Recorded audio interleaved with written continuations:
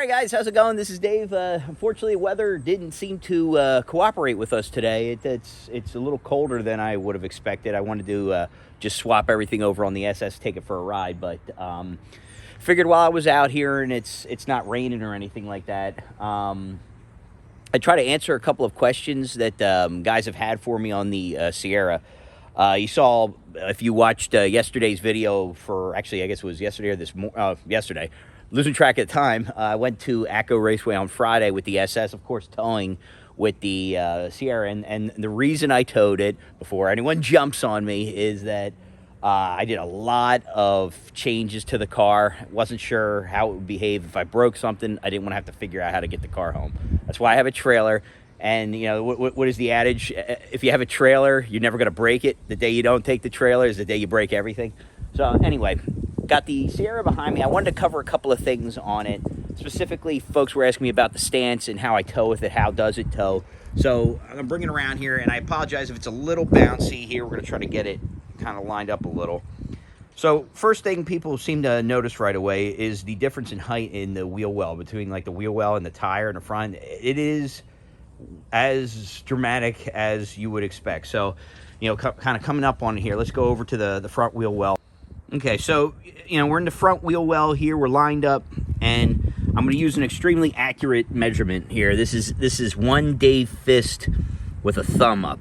All right, so like we're going to use that on the front and back, right? So I'm rubbing a little bit, getting my finger dirty. This is the front wheel well. And then if we make our way here to the back, not changing, not moving, we basically have like one and like I would say 1.5 bear claws, something like that, between the front and back wheel wells. And a lot of people ask me like, okay, well, why is it so crazy? Like, did you lower the truck? I definitely did not lower this truck. I have no reason to lower it. This is not what I would consider a truck that you would go in stance because of the diesel in it. Maybe some people would do that. This is how it comes, and I'll flash it up along the top. What the actual weight is of the engine between, but like the 5.3, 6.2, they're almost equivalent, like minuscule difference in weight between the 5.3 and the 6.2. Hey guys, I just wanted to cut in here. A couple of things I wanted to clarify. When I was outside walking around the truck, I didn't have the information right in front of me, but I wanted to go back and just go through some of the things I may have misspoke on the video. As I go through and edit it, I'll figure out what I said and what I didn't say. But one of the things I wanted to clarify is the diesel versus the 6.2 versus the 5.3 engine weights. Like the 6.2 and the 5.3 are pretty close in weight. The 6.2 is a little bit heavier. The actual engine weights, and they're like in the 470 poundish range, 473, 477, something like that. The 6.2 and the diesel engine itself, you know, the block, aluminum block and heads and stuff are actually almost equivalent, if not equivalent weight, in that like 470-ish pounds range. But then you add on the turbo and all the other stuff that's underneath the hood, and it does weigh the front end down on the diesel a bit. It has a little bit heavier duty springs. The main reason, though, and that does decrease the payload capacity a little bit. And if I remember correctly, the 6.2 is like 2,090 pounds of payload. The 5.3, I want to say, is like 2,190, just pure engine, engine compartment weight. So it's 2,190 for the 5.3, 2,090 for the 6.2, and then the diesel is like 1,870 pounds of payload. So that's everything. And I mentioned it a little bit later. I think I said like around 1,800 pounds. So that includes everything you can put in the truck. So in the bed, but also passengers, etc. So something to keep in mind. And then the tow ratings were for the 3 liters like 9,300 pounds. Something like that. 9,300 pounds. 13,400 for the 6.2, and then 11,600 for the 5.3. So I'll throw that up on the screen while you'll see that on the screen while I'm talking. But I just want to cut in, make sure kind of clear it up so that you guys can understand that. Yeah, the engine does weigh a little bit. However, that is not really what restricts the tow rating as much. Like, you know, it's like 9,300 pound tow rating versus like 13,000.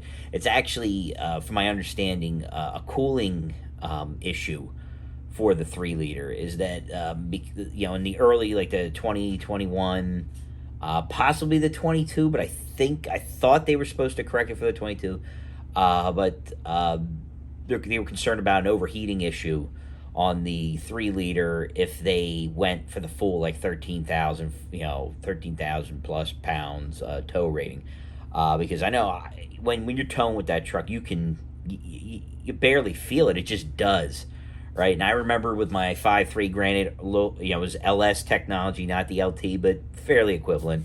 The truck, you could feel the weight. It would do it fine, but you could feel the weight. This truck, you don't really feel the weight. You know it's back there, right? It's not a half ton, right? I'm sorry, it's a half ton. It's not a 3/4 ton, you know, heavy duty.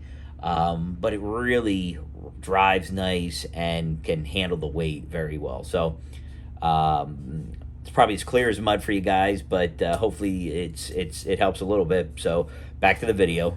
You know, what I essentially do when I'm towing is I make sure that the rear wheel well matches the front real well as far as the gap. And I'll go through a little bit, like what I'm going to do. I'm just going to give you a simple video that I used as part of the other one, just to kind of show you the loading procedure. But we got a miscreant coming out. You want to come out and help me, bud? Yeah. All right, you going to help me out, walk through how we load the car up to tow it? All right, so let's go over. Why don't we go over to the trailer and we can talk about that.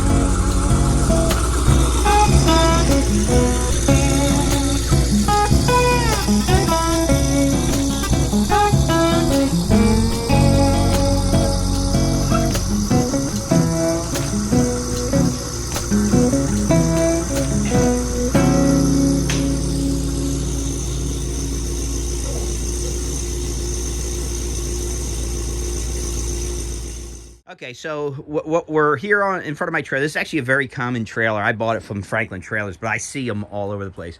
And for today, we're going to simulate my son as a 4,200 pound car. All right, so you're 4,200 pounds, John, so act like 4,200 pounds. All right, so fairly standard truck. I have a pretty simple method of how I get it loaded, and eventually I'm actually going to mark the trailer. But you saw in that time lapse how I hook stuff up. I'll walk through that a little bit more. But what I like to do is on the trailer, and we're gonna look from kind of the side here. So where John is, and you know, pretty much where he lines up is where I like to put the front wheel of this car. It's gonna be different for everybody, but what I like to do is kind of line it up with one of the stake pockets to try to land it close to in between there. But I bring the car up. So John, if you can move up, like I bring it up. That pad right there is a winch pad. Because I don't have a winch, I obviously don't have it up. So like that's roughly the tip of John's toes are where I bring the very front of the car. And what that ends up doing, thank you, John. Big wave, thank you. Up very much sure. Why don't you jump down? I'll show you. What I like to do is get the truck level. So I apologize for the extreme close up. But as I bring it more forward, I kind of watch the level of the truck in relation to the car coming onto it. But in this clip right here, So you can see how the truck is fairly level across the back, maybe a little bit up in the back. A lot of guys like to push it way down to the point where you actually have like an inverted rake, or the Carolina squat, which is now illegal. Oh my! And I apologize if I'm bobbing down here with the camera. It's a little hard with the different mount here I got, but I like to set it up so that the truck is just about level, and that is about the best ride quality for me. I'm pretty happy with it. And just kind of going through some of the stuff here. I'm not gonna bore you to death, but how I set it up. But somebody made a comment about greasing up the trailer ball, and frankly, you're gonna have to take me to dinner first. I kid, but the adults will get that joke. And I don't do that mainly. Actually, the main reason I don't do that is because I don't tow enough. If I actually towed like every single day, or like, you know, even like a few times a week, I would do that. You know, just to keep, you know, keep from wearing out the softer metal of the trailer, the actual trailer receiver. But I don't end up doing that because that also necessitates you cleaning the grease regularly. Otherwise, it will hold contaminants in and actually rust the ball faster. So I just, you know, you can see the one I have in that previous clip is very rusty. It's like, but it's still well, it looks very rusty. Should probably not say that because then people are gonna like jump on me again. But like, it is structurally sound. I don't have a single issue with the way that I do that. And then when we load this guy up, it's pretty straightforward. I mean, you obviously bring the truck up, get the ball underneath, drop her down. This guy locks in, and I have a lock that holds it in place. You hook up your 7-pin to the connector on the truck. And then these guys, I like to twist it a certain way, have it a certain amount off the ground. And then what I end up doing with this is the emergency brake. This comes across, and let's go, Johnny, why don't we take a walk over to the, up over to the truck, all right? Okay. All right, so, you know, on the actual receiver, the hitch itself, this is where I hook the emergency chains. I like to come in from underneath and lock it in. And then the emergency cable comes through, loops back around through this guy, back underneath, and clips to itself. That way, if you lose the trailer and it lets go, safety chains get it, it will pull the emergency cable out and will engage the brakes. One thing that I want to mention inside the truck, Johnny, why don't we go over here, we can check it out. Why don't you hop in? Okay, so one thing I wanted to show you here, we're inside the cab here. Johnny, why don't you push the brake there, get the truck fired up. Press the button. Gotta press it. Oh, it's not detecting the remote. All right. All right, let's get her in here. Bloop, try again. Press that, there you go. All right, cool. All right, so one of the things that I want to do here to show what's going on is the brake itself. So I'm gonna zoom in on here, buddy. Can you see the button right over there? So if you have a brake controller already with the truck, it's right there. All right, just squeeze the things together. The brake controller thing together. Go ahead, squeeze it. Okay, so you can see there, I have the trailer brake gain at 6.0. I really like that for the weight of the truck. Like, I'm holding about 60, and you can kill it, bud. Thank you. Great job. And you just hit the button again. Good job. All right, good job. You can grab the keys out of there if you wouldn't mind, pal. Thank you. So what I like to do with that is, if you wouldn't mind, just throw the door closed. With that, I like to run it at 6.0 because it gives the best feel. That's for me. I have about, I want to say, with the 2,400-pound trailer, 2,400-pound trailer, 4,200-pound car, you're sitting somewhere between 6,800 pounds. With that much weight, 6.0 feels really good on it. You're not dragging the brakes. You're also not overpowering and dragging the truck. I know a lot of guys like to drive, you like to drive it and then kind of hit it to where it starts to drag the brakes. But I got the Benny there. Say hi, Benny. Hi. Hi. Say hi, Johnny. Hi. Give me my keys because I want you stealing the car. Get out of here, punk.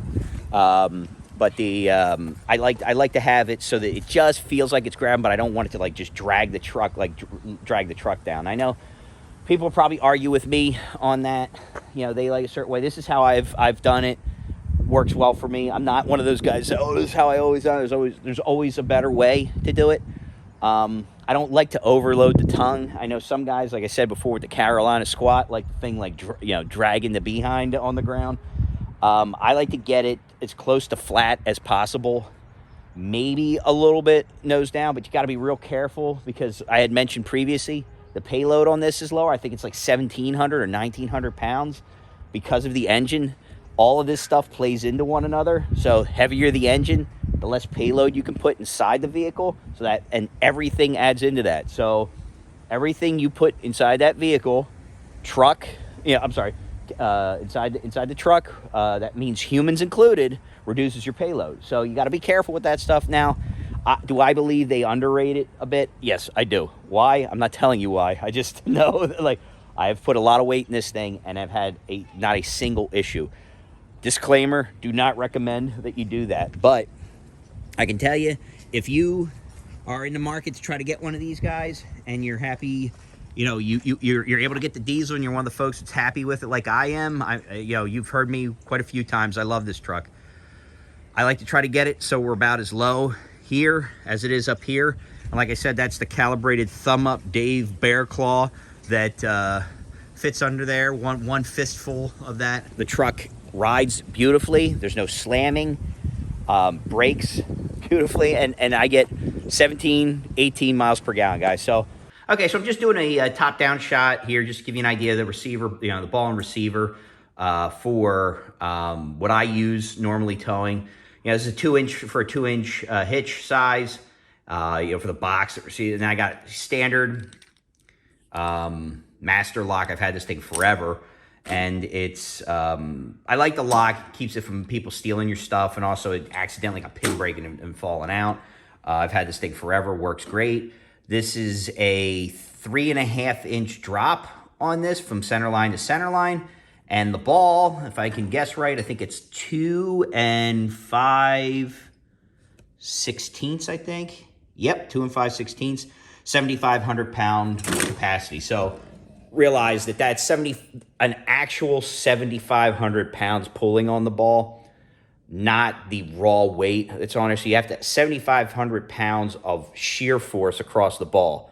All right, so that's a huge amount on the trailer. So that's like pure locked up brakes, trailers on the ground, and you're just dragging 7,500 pounds of dead weight. That's like, all the friction, right? So keep that in mind. Like that, this is 2 5/16 ball, a very standard one. You can get it, and you can get it pretty much damn near everywhere you go. Automotive stores up to from Pep Boys, Advance, all those ones, O'Reilly's probably, up to even including Tractor Supplies and Home Depots and Lowe's and stuff. So you can find this stuff out there, super easy to get. Spend a little bit of money on this, get a good one. You don't want the damn thing snapping on you or getting a piece of junk and it breaking apart. And you can see, like I had mentioned, I don't grease the ball up. And it looks a lot worse on camera, but I've never had a problem with it. Remember, this is way harder metal. Would keep it down from rusting, would keep the actual trailer from the tongue from wearing, but that's the sacrificial metal in this. I mean, it's a quick and dirty one today. I appreciate you guys watching. Hit the subscribe button if you haven't already. Drop a comment. I'm always open to any questions or anything like that you guys have. But thanks for watching as usual, and we'll see you next time, guys. Say bye-bye, guys. Give me a good jump.